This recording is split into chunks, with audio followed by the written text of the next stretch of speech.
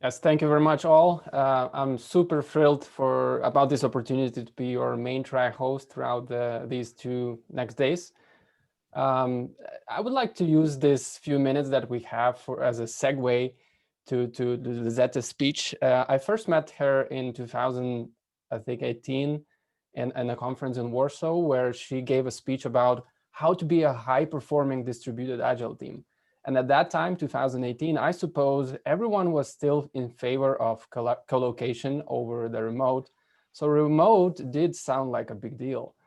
Then 1 year later, which was 2019, here at Agile Tour, Jürgen Appello, a famous leadership speaker and writer, was giving a keynote, just like we have an event today. 1 year ago, when someone asked him what common lean agile practice most businesses could better live without, his answer was co-location. Here we are, 2020. Ladies and gentlemen, let me welcome this year's opening keynote speaker. Lisette, stage is yours. Thank you so much. And just to make sure you can hear me okay. Okay, just testing out. So one of the things that I just wanted to mention is that I'm going to be using a special tool called which means that I'm not going to be sharing my screen. It means that I'm going to be showing my slides on my screen at the same time. So people will have to pin me or make me huge because I won't be able to take over your screen on my own. So you can go to the upper right, you'll see a button that says view, just go to speaker view, and that will show me or pin me as a speaker. And I think any of the organizers, you can highlight me just to make sure that everybody can do it. So thank you so much for the invitation. And yeah, what a year. I think everybody's been struggling a lot. So I'm really honored to be here to present. I know that you're using Mentimeter throughout the presentation. I'm going to be using Slido for a couple of just poll questions throughout, just to see where everybody's at. But as we all know, and as we're all feeling and experiencing, COVID sent everybody home to work, probably in March, April, somewhere around then, depending on where you are in the world. And a lot of people that doubted that remote working was possible saw that when necessary, it was actually possible to work together anywhere. It has, however, been a pretty rough ride, as we are all discovering that working at home, working remotely during a pandemic is not the usual way of remote working. Even experienced remote workers have experienced significant stress and disruption between working at home with our families, the online schooling, navigating the different rules of lockdowns, and figuring out how all the tech works. There has been a lot of fodder for a bumpy ride, but many of us did it. And as we smoothed out the bumps, we realized that remote working wasn't just possible. In some instances, it was actually preferable. So now some people don't want to go back to the office, even when it's safe to do so. They don't miss the commute, they don't miss the office politics, they're more productive at home, and some like the freedom that remote work offers. So for our first poll question of the day, I would like to ask you as the audience here, when it's safe to do so, what would you like? Would you like to go back to the office 100%? Do you want to work remote 100%? Do you want to be hybrid, which is some days at the office and some days remote? And if there's another scenario, feel free to add it to the chat. I don't always see the chat. I can't multitask very well, but I'll do my best as we go through here. So I'm going to show the results in real time. Again, it's slido.com on any device, and just type in 1224. So I'll show here the results. And right now with 20 people, we're seeing 74% want to be hybrid. So we want to work remote, or we want to work remote sometimes, and we want to be at the office sometimes. Well, about 20% want to work remote 100% so far. So, okay, I'll give another minute just for people to get used to it. A very small percentage want to go back to the office 100%. And while we're waiting for these results to come in, let me just say that this is almost exactly what I'm seeing all over the world in every presentation that I've been giving for the last couple of months, is that most people, when it's safe to do so, no longer want to go back to the office 100% of the time. Most people want to work in some sort of a hybrid style of working. So It turns out that I think in the end, most people want the freedom to work when and where they're most productive. And so having the freedom to choose where and when we're most productive is extremely powerful. So we see a lot on social media these days, the future of work is remote, it's remote. And I actually think, no, the future of work is choice. We want the freedom as individuals to choose when and where we're most productive. Now, it's not just individuals that get to choose, companies can choose as well. So as lockdowns are being lifted, in some case here in the Netherlands, we're going back into a lockdown, but most companies are realizing that they can be remote on a specific scale.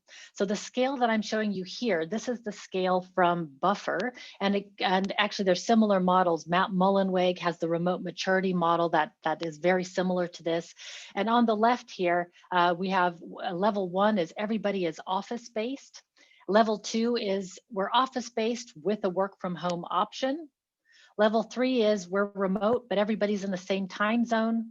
Level 4 is we're remote, but we're in many different time zones. And then level 5 is we're remote in different time zones, and we've got nomads who are traveling around.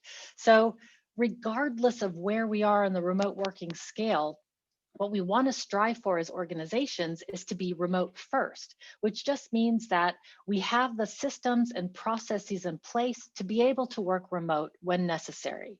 Now, in the past, I used examples like our kids were sick at home, or there was really bad weather, or transportation was bad. I never expected a global pandemic. Seems like it would have been an extreme example at the time, but here we are. So all of a sudden, being remote first has become imperative for company survival. So now is the time to set our remote teams up to succeed. Now, all the tips that I'm going to be sharing with you today, it's not because I'm here as an expert. It's totally not the case. I'm just very excited about remote working and the possibilities it offers. But all the tips that I'm giving you today come from the over 200 interviews that I've done with remote teams who are rocking the remote workspace. You can find all of those interviews for free on the website. They're in podcast form or video form. Wiley just republished my book this year, so you can also find all the tips in the book. I've also got a remote working success kit available for you to download. And I'll say today, if you download this success kit while we're talking in this presentation, I'm going to have a drawing, and I'll put this link in the chat so that people can see it. If I can make sure to send it here, here's the link to the success kit. So if you download the success kit during this presentation, I'll enter you into a drawing and send somebody a free book. You can get the ebook or the paperback, whichever one you prefer, but we'll do that during this presentation. Now, the one thing that I've learned from all the interviews that I've done is there's no one right way to work remotely, sadly, or I'd be selling the silver bullet formula. But really, it's all about experimenting and figuring out what works for us and what works for our teams. But when we get it right, the payoff is huge. We as individuals get the freedom to design our own lifestyles around our working habits. And let's see, I almost lost everybody here, so I want to make sure I can see everybody. And so we as individuals get the freedom, and companies get a stronger and more connected workforce where location is not the only variable that keeps us together. Now, while I mentioned that there's no one right way, there are 3 areas of focus where if we focus here, we can increase the likelihood of success. And those 3 areas are, we want to define what normal behavior is and what our expectations are for the team. We need to modify how we communicate online. It's different than in person. And then we need to explore new ways of being present together. What does it mean to go to work in the modern day workforce? So let's start with what is normal and expected behavior. When we work together in the same office, we can see what people are working on, right? We tend to have an understanding of each other's behaviors, well, because we can observe them and make inferences. From the time we arrive at the office to the time we get to our desk, we've sort of had 100 or more micro interactions where we've seen, oh, they're meeting in that conference room. This person's just arriving. This person's getting coffee. We sort of understand what's going on implicitly. When we go remote, we have to make our behaviors more explicit so that there's less room for confusion. And I like to make the analogy between a sports team and an orchestra, right? In a sports team, you would never just get the players together and say, all right, go do your thing. You know, we practice before we play sports together. And the same thing is true with an orchestra. You never get an orchestra together and say, all right, play. You know, you want to tune and practice together in order to become high performing. So that is what the team agreement does for our team. It gives us a place where we can air our assumptions and just talk about what our preferences are for communication. When I interviewed Beat Buhlmann from Evernote, he said that at Evernote, what they do is they define their etiquettes together, and etiquettes are just our behaviors. So an easy place to start is just to define what tools you're going to use for what. Like Beat said in his interview, said you would never email the fire department if your house is on fire, right? You would always call. That's, you know, and the same kind of thing is true with remote. We want to talk about which communication channels are we using for which mediums that we're trying to get across, because some people are email people, some people love group chat, other people like the phone, and we need to normalize what is the right behavior for our team. Now, along with setting what is normal behavior, we also need to define what are the expectations. What does success look like? And what does failure look like? And we want to really make that clear so that there are no surprises on our team. A lot of times, I'll stop there and just say that this is one of my favorite quotes from a company called 10up. They say, any business that effectively measures employee productivity surely isn't relying on anything having to do with physical location. When we're remote, we're forced to measure productivity by far more objective metrics than things like time in the building. So what I'd like to ask now with this audience is we'll move on to the second poll question. Let me just make sure it gets set. Is I'd like to know here, how many people have some sort of a team agreement in place? And I don't mean like a verbal team agreement. I mean like a written team agreement where you've talked about the information you're going to share, how you're going to communicate, and how you're going to collaborate together. All right, I'm going to share the results in real time. If there's something else, go ahead and put it in the chat. All right, so about 62 with about half the people responding, or a quarter of the people responding, about 58% don't have any kind of team agreement in place. Also, again, not unusual at all. Most of us get on a team and we just start working, or we've joined a team and we just join in the flow. So interesting statistics, so about 60%. So what I will let you know is that there are free templates for team agreements available on my website that you can download. There's instructions and templates, there's canvases and sort of questionnaires, so any kind of style that will fit your team.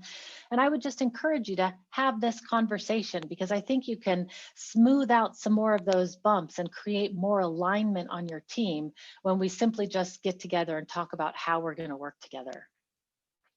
All right, but let's move on. And I would say if you've been sitting for a bit, now's the time to get up and stretch, maybe do some jumping jacks. We're going to talk about breaks in just a second. But when we go remote, we are really on our screens a long time. So every time you see this screen, let this be a cue to do some stretches and some jumping jacks and just get the blood flowing.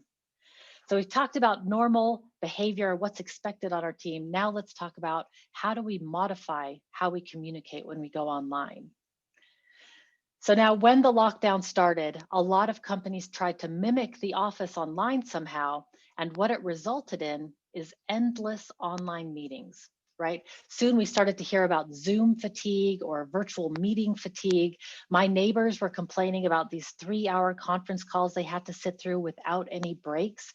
And so for our last poll question of today, I want to ask you about how many hours per week are you spending in meetings right now? Is it 0 to 2, 2 to 5, 5 to 10, 10 to 20, more than 20, or have you lost track completely? So let's see what's going on with this group. I'll again display the results. All right. Oh my, there's a lot of meetings.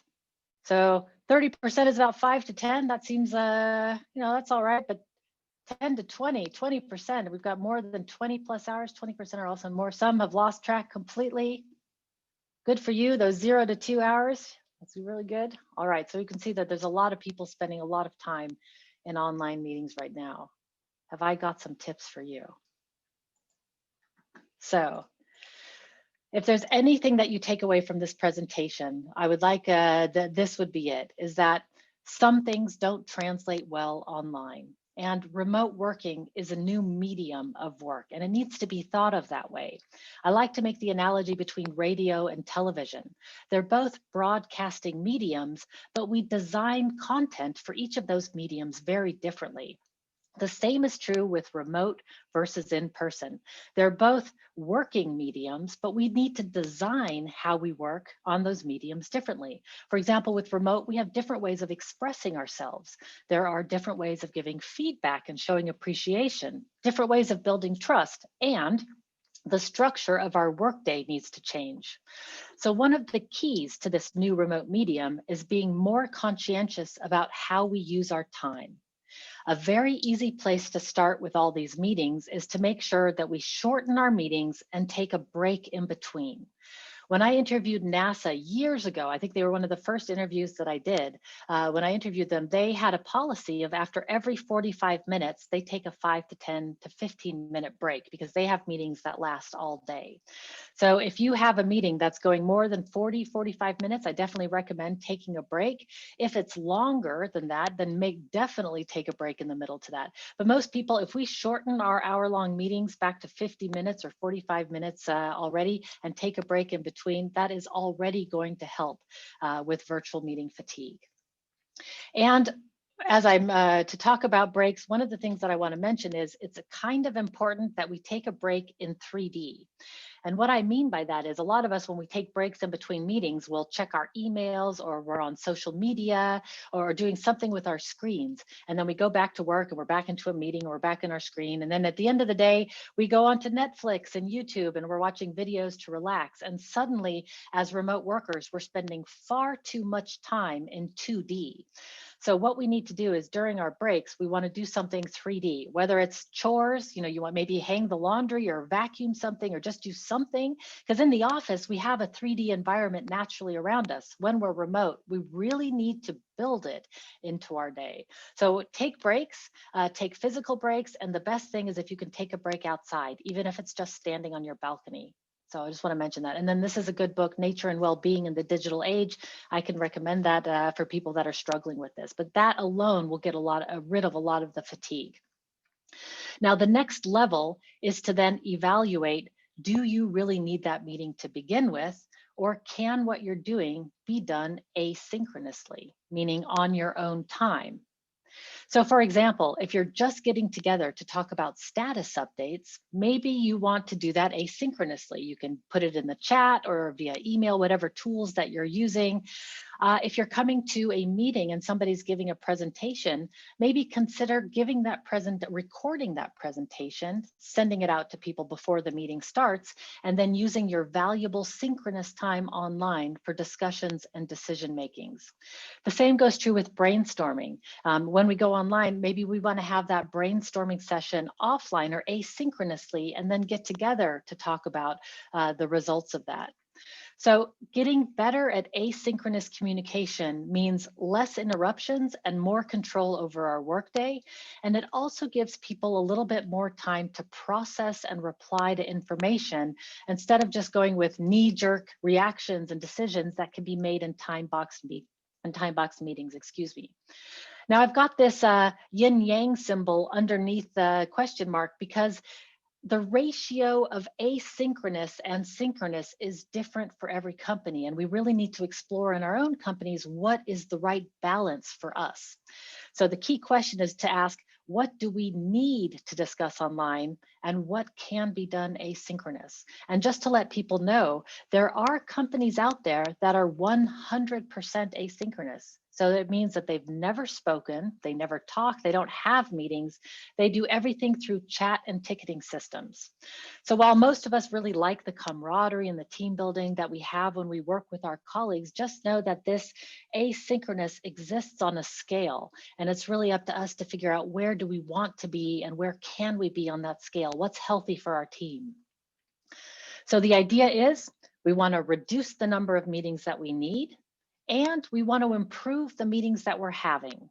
So One of my favorite quotes actually comes from an Agile coach, Agile Bill Krebs in the United States. He said, people think they want to be co-located, but what we really want is high bandwidth communication. We want to be able to talk to each other online as if we are in the office together without having to schedule meetings and all of the overhead that comes with it. So with minimal effort, we need to be able to hear and see each other. And I like to make the analogy with Star Trek, right? We want to be able to push a button and say, Lisette to bridge, report. And from anywhere on the ship, I get a report. And there's no coffee shop sounds or screaming babies or car sounds in the background. It's crystal clear communication.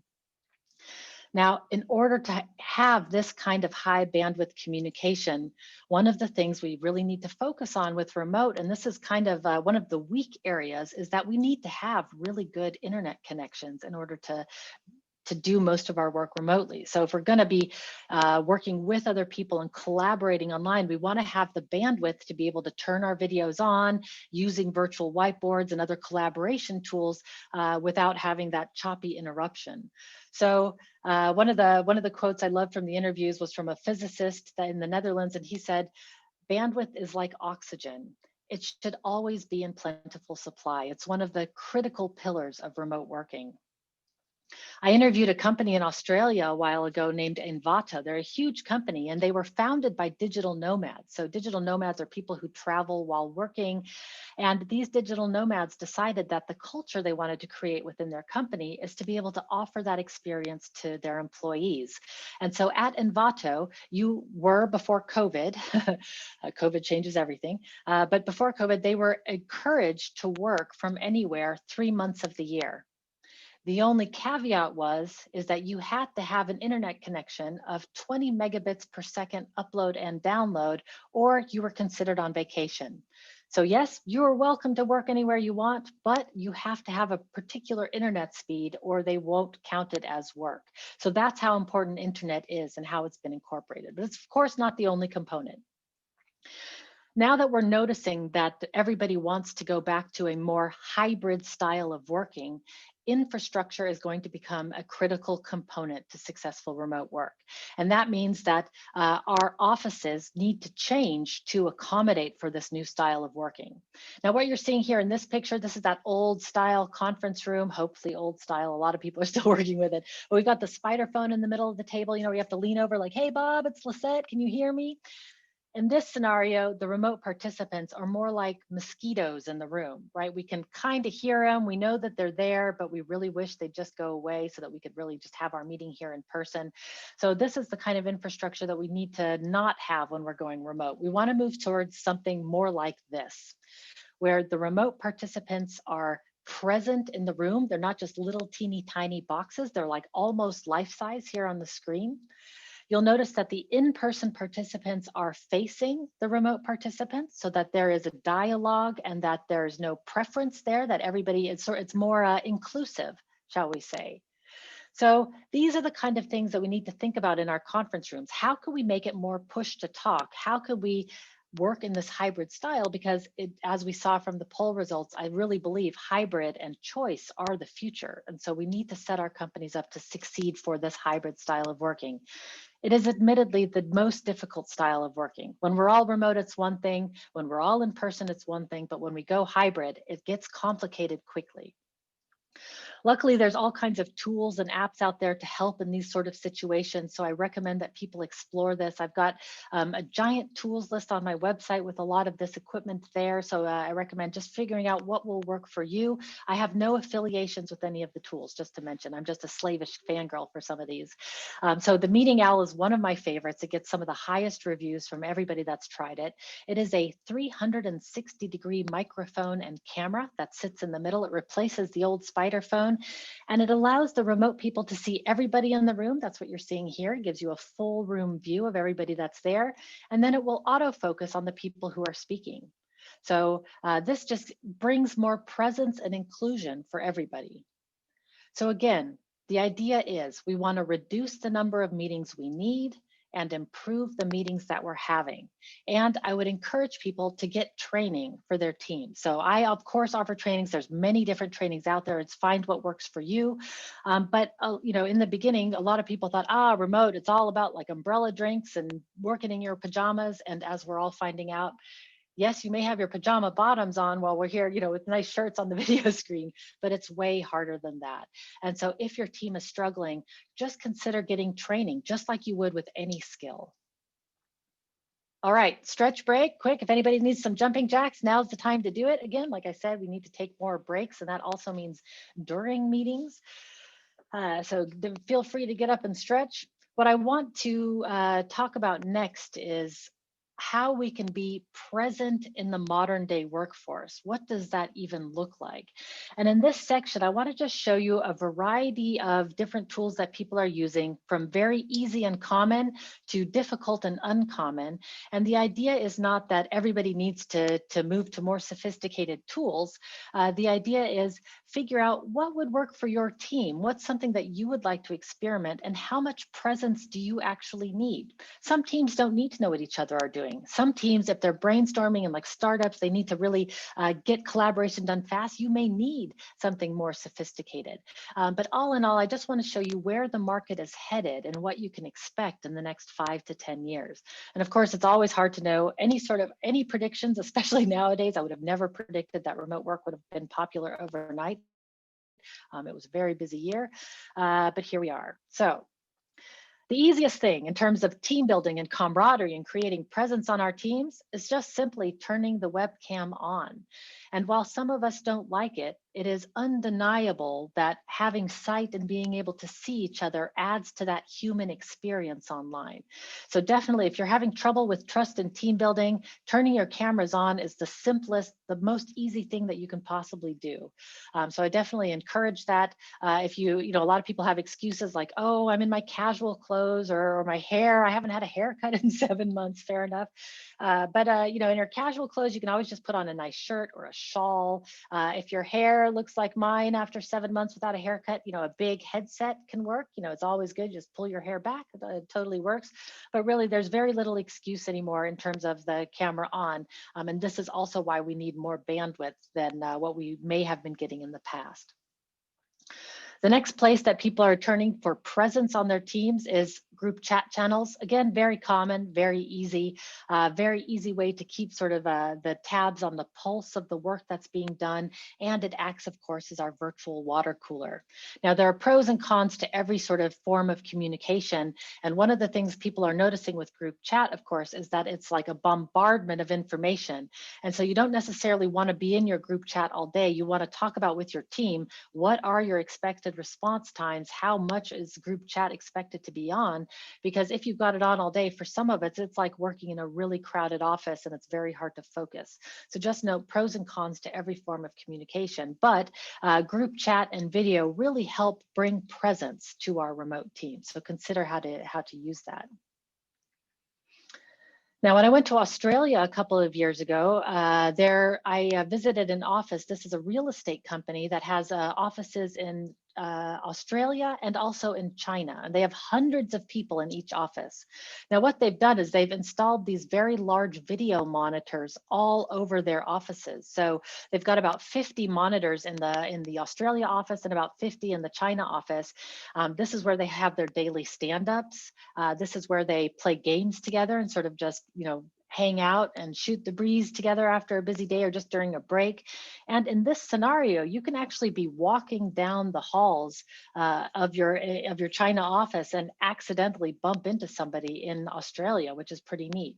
So this is how they solve their problem and trying to connect both teams together and actually working together. The next level there would be virtual offices. And you've seen me, this is Sococo, but at this point in time, there are maybe 10, 20 plus virtual offices on the market. Also a new one coming from the former CEO of Sococo that is sort of blowing my mind when I saw it. So that's coming in the next 2 weeks. But there's many of these online. And what they are is exactly what they sound like. They are offices that you go to online in your browser. Each one of these individual rooms represents a different room. And each one of these dots represents a person in the room, and you can only see and hear the people that are in the same room as you. But if you want to go to a different room, if I want to join the coffee drinkers up here, I'd simply double click on the coffee drinkers room, and I would be there with the coffee drinkers hanging out together. So this kind of a floor plan can really help you feel more present with your colleagues at work. And it also avoids the situations where we have to schedule meetings with each other, and find a time to talk. Now you can just go virtually knock on somebody's door, get your question answered, and then come back and work in your office. So these virtual offices are getting more and more popular, and I'm glad to see it, because I've been promoting them for years now, and finally COVID has sort of helped everybody to see the value. Now, if we go a little step further into the weird, we're starting to talk about telepresence robots. These are basically robots that you beam into, just like Zoom or Skype or Microsoft Teams, whatever it is you're using. And now you can drive yourself using the arrow keys on your keyboard. So very simple to do, really. Just the up arrow makes you go forward, the down arrow makes you go backwards, and you can turn yourself around. So at the Suitable Technologies office, they have 50% of their workforce in the flesh and 50% who are beaming in via robot. And I think during the COVID days, they were almost 100% of everybody just beaming in via robot and being present at work with each other in the way that they would if they were physically there. And we'll go, this is not the last step into the weird, but one more step into the weird, and of course, virtual reality. Oculus Quest 2 just came out recently. And if you've never had a meeting in virtual reality, or if you've never tried the Oculus Quest, I highly recommend finding somebody who has one, or if you have the luxury that you can afford one. It is an incredible experience. I had my glasses on. I walked into my virtual office. I was sitting at a table with other people where I could hear who was to the right and to the left of me. I could pull up a brainstorming canvas or a YouTube screen, play a video just in virtual reality for everybody, and then toss it and it's gone. Or I could write something, pass that as a 3D model to the next person sitting next to me. They could add to it. Absolutely incredible experience. And I really think that people in the future, if we can master virtual reality, we will have superpowers, because the capabilities are beyond anything I've ever seen before, and the costs are coming way down. Pros and cons to everything, of course. A lot of people, myself included, experience significant nausea when we're in virtual reality. We just can't adjust. I had inner ear problems as a kid, and I don't know if that'll ever adjust. But that is definitely a downside. So there's significant downsides to some of these technologies. But my purpose here is just to show you where the market is headed and what people are experimenting with at the moment to try to create these forms of presence.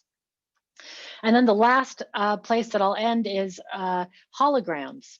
So I also wanted to give a Star Wars reference, not just a Star Trek reference, but holograms are right around the corner. And in fact, if anybody has seen the Microsoft HoloLens technology, it is absolutely incredible.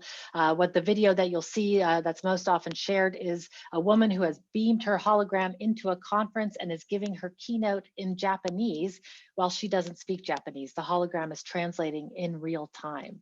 So the possibilities are absolutely incredible. I know it's expensive, and it's maybe a little, some of us are still struggling with the spider phones on the old conference room tables, so this might be a bit mind-blowing, but just to know this is where we're headed, and experimenting with this can bring about a lot of just good findings. So I encourage people to it may sound weird, but just try something out and see how it works for your team. Maybe it doesn't work in the way that you thought, but it will always bring you closer together.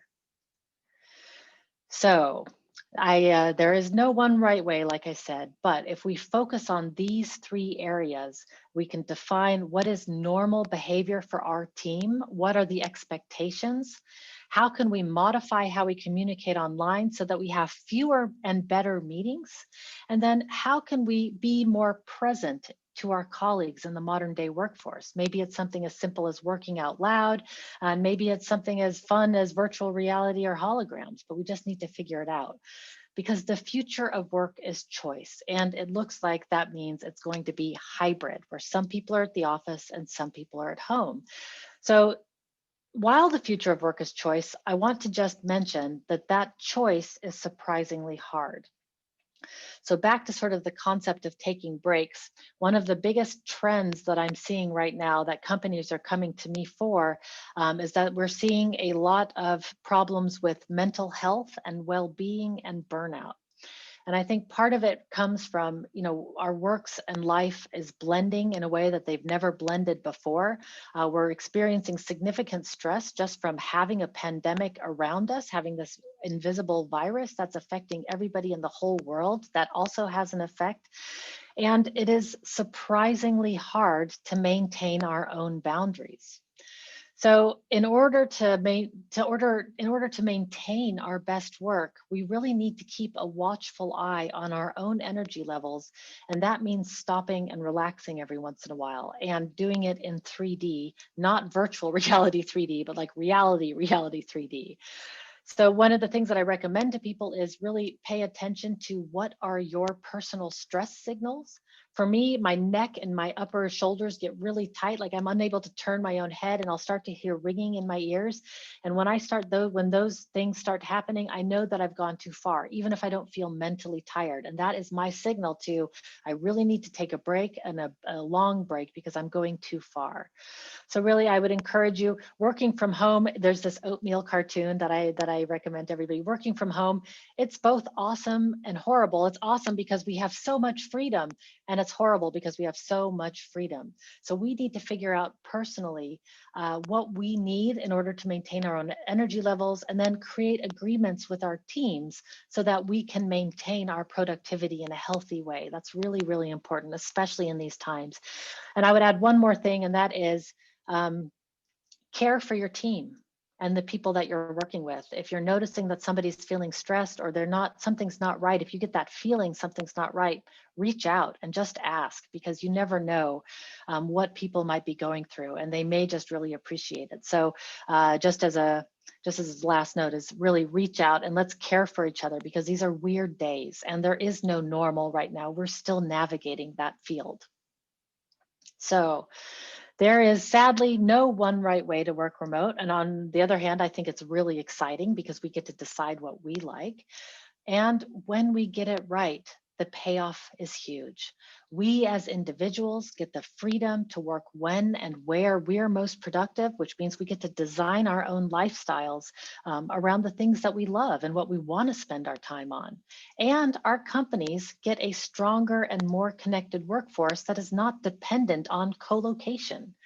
So now is the time to set our teams up to succeed. And whatever it is that we might need, whether it's infrastructure, facilitation tips, or just somebody who reaches out to say that they care, now is the time to really figure that out.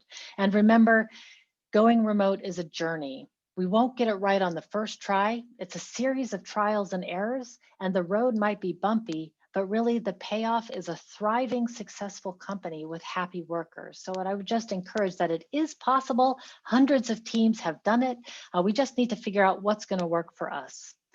So again, I'm going to put some links in the chat here as I end this, just to give everybody the resources in an easy way. If you'd like to download the super kit, you can get that at the website collaborationsuperpowers.com/superkit. If you download it before the end of the presentation, or just within a few minutes, of course, I have to take a break after myself, and then I'll check the MailChimp. I will send out a free book to somebody that does that. If you'd like to get your own copy of the book, you can, there's many different places to get that. It's it's a professional publisher now, so you can find it almost in every bookstore. You can use the code WTA30, and that will give you a discount code on the book. And then, of course, I would encourage you to really train your teams. If you're noticing that remote is a skill set, so let's learn how to work in this new way so that we can do it in a way that's not so bumpy. So I'll just end by saying thank you so much for your engaged attention and for the invitation to be here. I hope that there was something in this talk that was useful for you. And I think we have a little bit of time for questions. I'm not sure how you guys want to run it, but I'm here and available. And if, the code again, I'll put that in the chat. Thank you, Charles. It's WTA30. That's the code from my editor. I didn't make that one up. So I'll go ahead and just end here. If there's time for questions, we can do that. If I don't answer all of them, put them in the chat and I'll record a video and send that out after.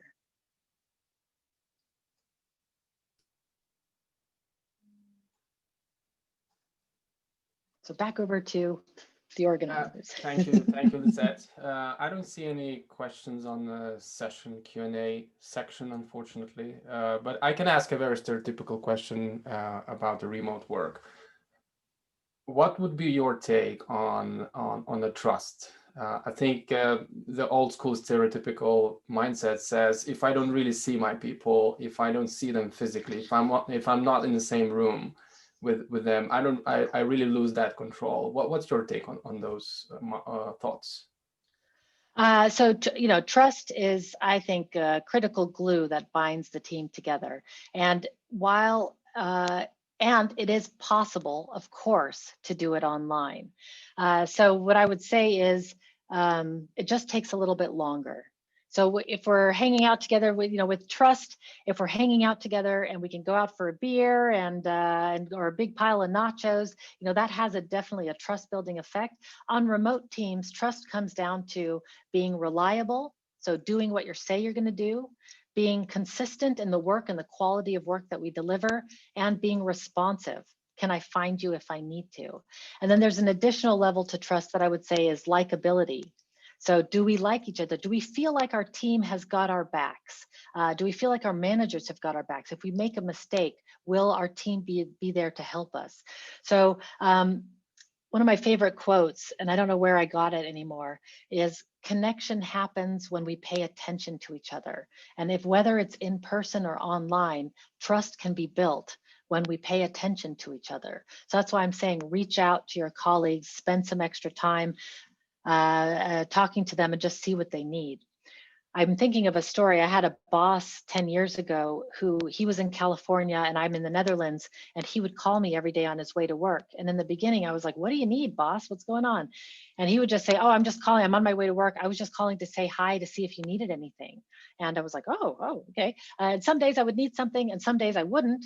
But it helped form this relationship. And actually 10 years later, just this January, I went back to San Francisco to visit from some friends, and he was one of the people that I visited, one of the very few people that I visited, because those phone calls created a friendship.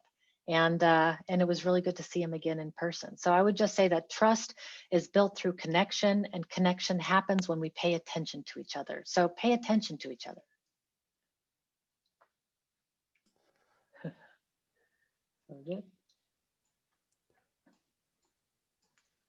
Thank you.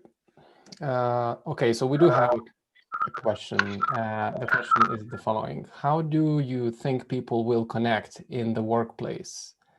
There are some interactions that are lost. For example, you cross someone often, you start to say hello, then some short conversations, and then you start to have lunch together. How do you see this happening in a remote work context? It's going to be different. So instead of accidentally bumping into somebody in the hall, the only way you're going to do that online is if you're in a virtual office. You will then accidentally bump into people, but other than that, we have to be more deliberate about team building. So with remote working in this medium, we have to actually schedule our serendipity, which sounds very odd, but it is the case. And so what I would do in those instances is I would set up moments for serendipity, which means that I would set up virtual coffees. So like every Wednesday and Friday at noon, there's a virtual coffee for anybody that wants to join. You don't have to join, but if you want to, you can be there. Or for instance, if you're using Slack, there's a really great app in Slack called Donut, and it will pair you up randomly with somebody you've never met before, and just to have coffee with them. So while it's not the same remote, we can do some things that promote those weird hallway conversations and that random interaction, but it requires us to be proactive and deliberate about doing it. So you're right, it's not the same as in person, but nothing really is in terms of remote and in person. And so when we go remote, we have to really think of it as a different medium and think of how would you create the behavior that you're trying to emulate. How could you create that online? And what I would go back to is I would just go back to my team and get input from my team. Like, hey, I'm really missing these water cooler moments. What can we do? And just have a brainstorming session. You will come up with a ton of ideas in 5 minutes for how to do this. There's lots of great tools and apps. Absolutely agree. We use Donut at our workplace and it works perfectly. So I highly recommend it for those who use Slack. And I just interviewed the CEO. So there's an interview on my website and he is amazing. I was in an instant, in the first few minutes of the conversation, I was totally intimidated by just how smart and how interesting he was. So highly recommend that conversation with the CEO of Donut. All right. So that's it, I guess. Thank you very much, Lisette. Thank you. I Great know we're having you here. early. So I would say take a break before the next session. Go outside. Yeah, do some stretching. Do some stretching. Yeah, focus your eyes. Do something in 3D and reward yourself.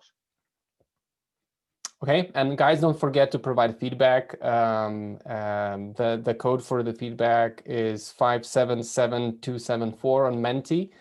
If you forget the number is also on Huba. So get back to Huba, have a look there. If you forget the number, feedback is important. So, okay, we're gonna take a short break now. If you have any questions, like technical questions about the platform we're using, or any other questions, use the chat section. Organizers will be happy to jump in and help you out with whatever we can.